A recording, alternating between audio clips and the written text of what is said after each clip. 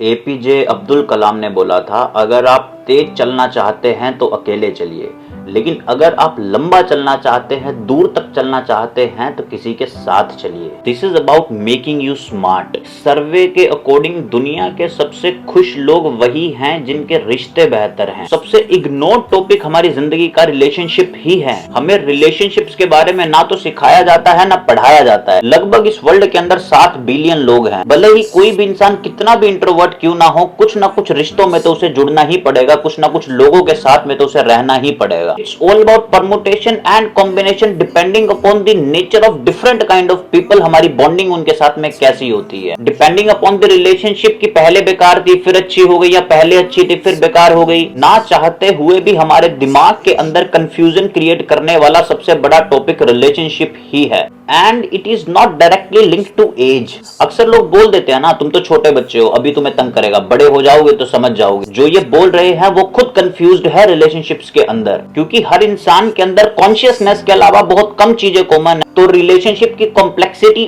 और बढ़ जाती है। अगर हमें स्मूथली हमारा काम करना है तो हमें ये मेक श्योर करना पड़ेगा कि हमारे रिलेशनशिप्स बहुत अच्छे हों। अगर रिश्तों को संभालने का हुनर आ जाता है ना, तो आधी सफलता तो वहीं पर ही मिल जाती है। अपनी स्टडीज में, अपने काम में तभी फोकस कर पाएंगे जब आपके दिमाग के अंदर ये कॉम्प्लेक्सिटी नहीं चल रही होगी। अगर कोई दोस्त रूठ जाए तो उसे मना लेना, अगर कोई तुम्हें मना रहा हो तो मान जाना, माँ बाप अगर डांट दे तो चुपचाप सहन कर लेना, बड़ा भाई या बड़ी बहन कुछ समझा रहे हो तो थोड़ा सा समझने की कोशिश करना, गुस्से को थोड़ा सा शांत रखना और हंसकर हर किसी से मिलना, दूसरों को वैसे ही ट्रीट करना जैसा तुम चाहते हो कि दूसरे तुम्हें ट्रीट करें। रिलेशनशिप्स के धागे बहुत कच्चे होते हैं, वो छोटी छोटी बातों पर टूट सकते हैं। उन धागों को संभाल के रखना। समय से बेहतर चीज आप किसी भी इंसान को कुछ नहीं दे सकते। टू बी ऑनेस्ट, सक्सेस कोई भी पा सकता है, जीत कोई भी सकता है, बट जिसको रिश्ते जीतने आ जाते हैं ना, असली कामयाबी उसी के पास होती है। दलाई लामा बोल के गए थे, one can live without religion and meditation, but one can not live without the human affection.